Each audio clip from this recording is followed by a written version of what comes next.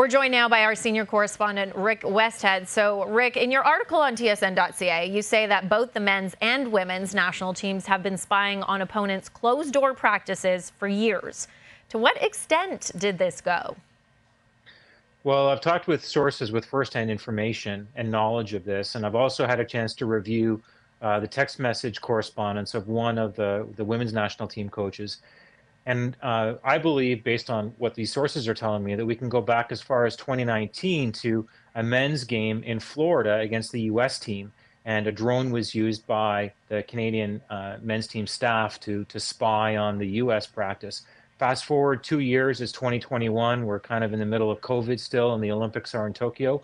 And a source tells me that a Canadian coach finds a way to get to a Japanese training session, not once, but twice, to two training sessions, and secretly record that practice. I asked whether any other practices in that tournament, remember Canada won a gold medal in those 2021 Olympics. I asked whether any other games, any other closed trainings were recorded, and I don't have confirmation of that yet. Also unclear whether any players have actually known about this through the years. That's another detail that we have yet to report. And I guess one of the other final anecdotes on this is in 2022, when the women's team was trying to qualify for the World Cup in Australia in 2023, there was a game against Panama, and staff actually saw someone kind of suspicious lurking around the outside of the perimeter where they were doing their training, I'm told by a source. That led to a subsequent complaint to Canada Soccer and to CONCACAF, and a promise that it wouldn't happen again. These revelations are quite shocking. Do you know who was actually doing the filming?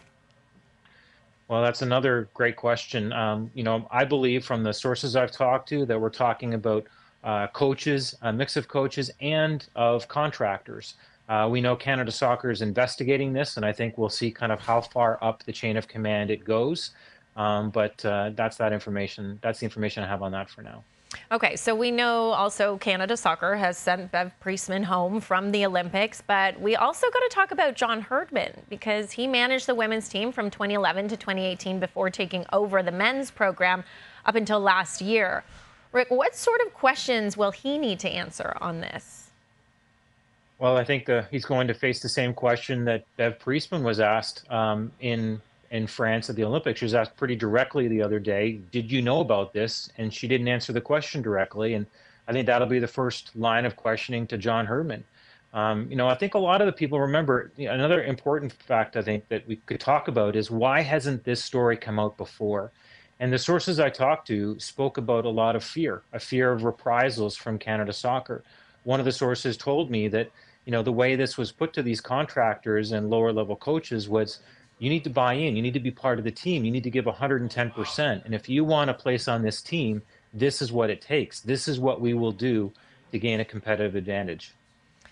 Okay, it feels like this story is continuing to build. So what other fallout might we see from this?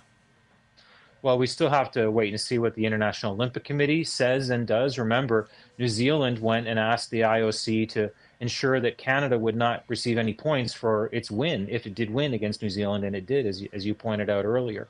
So we still need to find out what the IOC does, we need to find out what FIFA does, and we need to find out what the results are of the investigation that Canada Soccer is opening now. Not to mention all of the other people who may be sources who've been uncomfortable about coming forward. And often what we see with stories like this is, once that dam bursts and once there's one story, other people kind of summon the courage to come forward and share what they have to share, their own experiences as well.